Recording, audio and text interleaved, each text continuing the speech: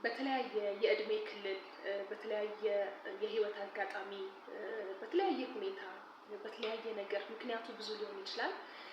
ኦቨርቲንኪንግ ለሚባለው ወይም ደግሞ ስለ አንድ ነገር፣ ስለ አንድ ጉዳይ፣ ስለ አንድ ሀሳብ ማብሰልሰል፣ ማሰብ ከሚገባን በላይ መጨነቅ፣ የሀሳብ ውጣ ውረድ ብዙዎቻችን ወይ አጋጥሞናል ወይ ያጋጠመን ነው ወይ አጋጥሞን ነበረ ወይ ወደፊት ሊያጋጥመን ይችላል።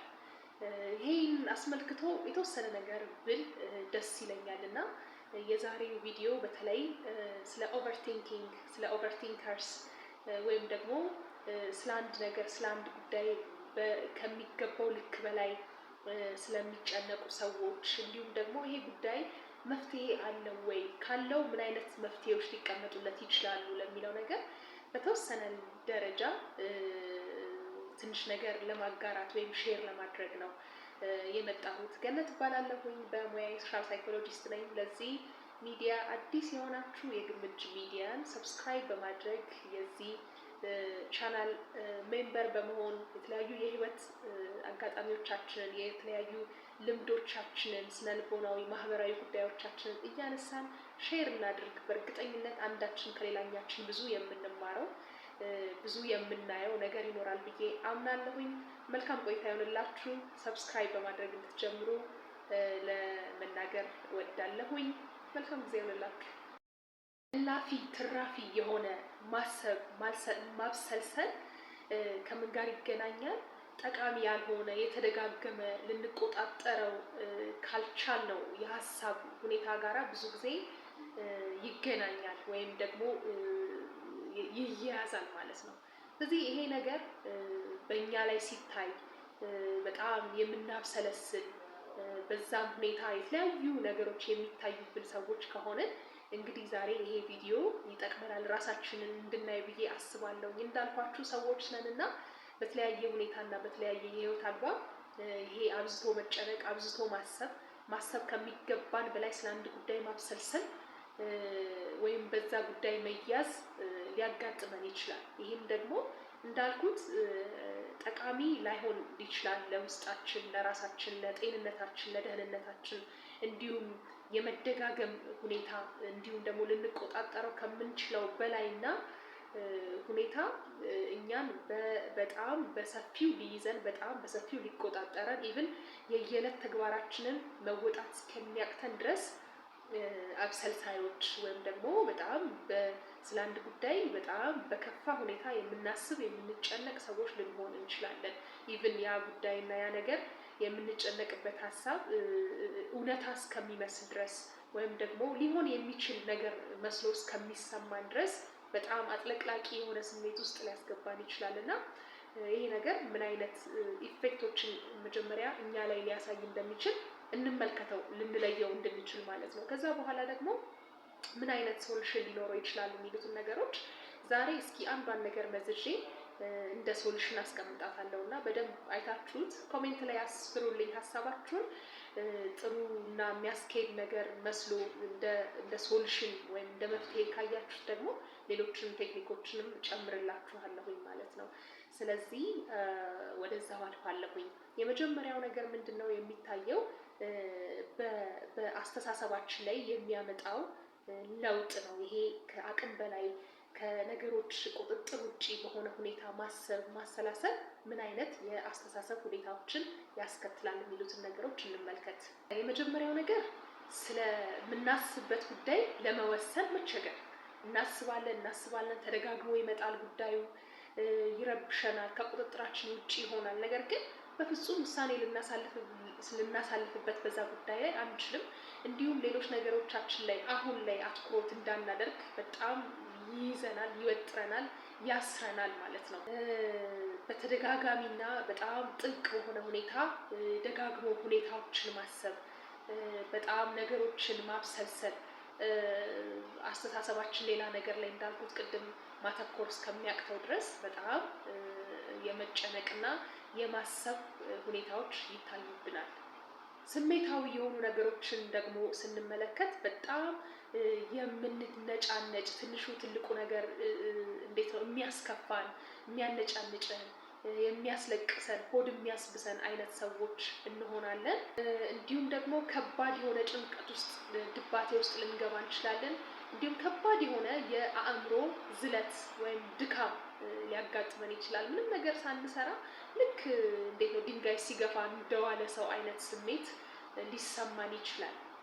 ሌላኛው ደግሞ በጣም የበዛ ጭንቀትና ሀሳብ ሲያጋጥመን ወይም ስለ አንድ ነገር በብዛትና በጣም በብዙ ሁኔታ ስንብሰለሰል የሆድ ዕቃ ህመም ሊያጋጥመን ይችላል። የበላነው ምግብ ላይረጋጋልን ይችላል።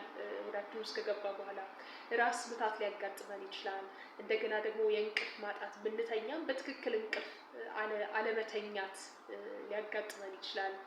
የእነዚህ የጭንቀት ሆርሞኖች የሚባሉ አሉ። እነሱን የጭንቀት ሆርሞኖች የመለቀቅ ሁኔታ ሊኖር ይችላል። ስለዚህ እነዚህ ነገሮች በስሜት በአካል እንዲሁም በአስተሳሰብ ሁኔታ ላያችን ላይ የምናያቸው ለውጦች ናቸው። እነዚህ ለውጦችን ስናስተናግድ ስለ አንድ ሁኔታ፣ ስለ አንድ አግባብ፣ ስለ አንድ ነገር አብዝተን እየተጨነቅን እያሰላሰልን እንደሆነ ራሳችንን መረዳት መገንዘብ ይኖርብናል ማለት ነው። ይሄ እንደዚህ ከሆነ እንግዲህ መፍትሄው ምንድን ነው የሚሆነው? እንግዲህ ሀሳብ በተፈጥሮ ይመጣል ይሄዳል አይደለ? ተፈጥሯዊ ነው የሀሳብ መምጣት የሀሳብ መሄድ። የሰው ልጅ የሚያስብ ፍጡር ነው እና እንደዛ እስከሆነ ድረስ ሀሳቦች ይመጣሉ ይሄዳሉ። ልንቆጣጠራቸው የምንችላቸው ሁኔታዎች አይደሉም። ስለዚህ ሀሳብ ይሄዳል፣ ሀሳብ ይመጣል። በተፈጥሮ ሰዎች ነን። የሰው ልጅ ደግሞ የሚያስብ ፍጥረት ነው። ስለዚህ ስለ አንድ ጉዳይ፣ ስለ አንድ ሁነት፣ ስለ አንድ ነገር በጣም አብዝተን ከመጨነቃችን ከማሰባችን ያንን ነገር ልክ እንደተፈጠረና እንደሆነ ወይም ሊሆን እንደሚችል አድርገን ከራሳችን ጋር በጣም አያይዘነው ነገሩ ሌላ ችግር ውስጥ ከመግባታችን በፊት ምን እናድርግ የሚለውን ነገር ደግሞ እስኪ ትንሽ እንመልከት። የመጀመሪያ ጊዜ ከሆነ ይህንን ቪዲዮ የምትመለከቱት እንኳን ወደ የግምጅ ሚዲያ በደህና መጣችሁ። ሰብስክራይብ አድርጉ። ብዙ የህይወት ልምዶቻችንን ሼር እናደርጋለን። ገነት እባላለሁ። በሙያዬ ሶሻል ሳይኮሎጂስት ነኝ። መልካም ጊዜ ይሆንላችሁ። አብዝቶ ስለማሰብ አብዝቶ ስለመጨነቅ ኦቨርቲንከር ስለመሆን ስንነጋገር ኮግኒቲቭ ፊውዥን የሚባል ነገር አለ ወይም ጽንሰ ሀሳብ አለ። ይሄ ነገር ምን ማለት ነው? ኮግኒቲቭ ፊውዥን ወይም ከሀሳቦች ጋር ከአስተሳሰቦች ጋር መያያዝ መታገል ከብዙ የአእምሮ ጤና ሁኔታዎች ጋር የሚገናኝ ነገር ነው። ከብዙ የአእምሮ ጤና ትግሎች ጋር የሚያያዝ ነገር ነው። ከጭንቀት ጋር፣ ከድባቴ ጋር ስም መጥራት ትችላላችሁ። ብዙ ከአእምሮ ችግር ጋር ከሚያያዙ ነገሮች ጋር የሚገናኝ ነገር ነው። እንደ መሰረታዊ ነገር ነው። ስለዚህ ይህ ነገር ሲመጣ እንዴት ነው እዚህ ሌብል ከመድረሳችን በፊት እንዲህ አይነት ሁኔታ ውስጥ ሳያስገባን መንቃትና ራሳችንን ማዳመጥ መከላከል ይኖርብናል ብዬ አስባለሁኝ። በሀሳብ መያዝ፣ በአስተሳሰብ መያዝ ልክ የያዘን ሀሳብ የያዘን ነገር ልክ እውነታ እንደሆነ የኛ ትክክለኛ ነገር እንደሆነ እንደተፈጠረ አይነት ነገር አድርጎ መያያዝ እና ከዛ ሀሳብ ጋራ በጣም መታገል እንዴት ነው በጣም እስከሚቆጣጠረን ድረስ በመጣ ቁጥር የሀሳብ ከዛ ጋራ ፋይት ማድረግ እንደማለት ወይም ከሀሳቡ ጋራ መያያዝ ከሀሳቡ ጋር መታገል እንደ እውነታ ወይም እንደ እውነት አሁን እንዳለው ነገር አድርጎ መቁጠር ያ ኮግኒቲቭ ፊውዥን ይባላል።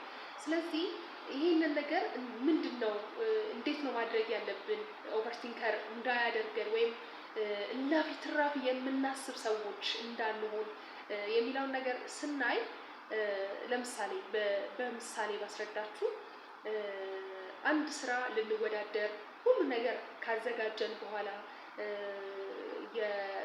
የቅጥር ለምሳሌ አፖች አሉ አይደለ? ሰዎችን ከአሰሪዎች ጋር የሚያገናኙ የቅጥር አፖች አሉ። እነሱ አፖች ላይ ገብተን ፕሮፋይላችንን ካስገባን በኋላ ከቨር ሌተር ከጻፍን በኋላ ሁሉም ነገር ካደረግን በኋላ ነገር ግን አንድ አይነት ሀሳብ ለምሳሌ ወደ አእምሯችን ቢመጣ እኔ እዚህ አፕ ላይ ተወዳድሬ ስራ መቀጠር አልችልም፣ የዛን ያህል ሌቭል ላይ አልደረስኩኝም፣ ብቁ አይደለሁኝም፣ ዲግሪም ቢኖረኝ ማስተርስም ቢኖረኝ ነገር ግን ከዚህ ሁሉ ሰው ጋር ተወዳድሬ ለማለፍና ስራውን ለማግኘት ብቁ አይደለሁኝም የሚል ሀሳብ በተደጋጋሚ ድዌል እናደርጋለን ወይም እናብሰለስላለን። ከዛ ምንድን ነው የምናደርገው? ሲምፕሊ ከዛ አፕ ራሳችንን እንደልታለን፣ ፕሮፋይላችንን በሙሉ እንዘጋለን፣ ከዛ አፕ እንወጣለን፣ ኔትወርካችንን እንዘጋለን ማለት ነው። ይሄ አንደኛው ምሳሌ ነው። ሶ ሊያደርገን የሚችለው ነገር ልክ በዚህ መልኩ ነው። ይሄ ኮግኒቲቭ ፊውዥን የሚባለው ኦቨርቲንከር እንድንሆን የሚያደርገን ሁኔታ ወይም ጽንሰ ሀሳብ ማለት ነው።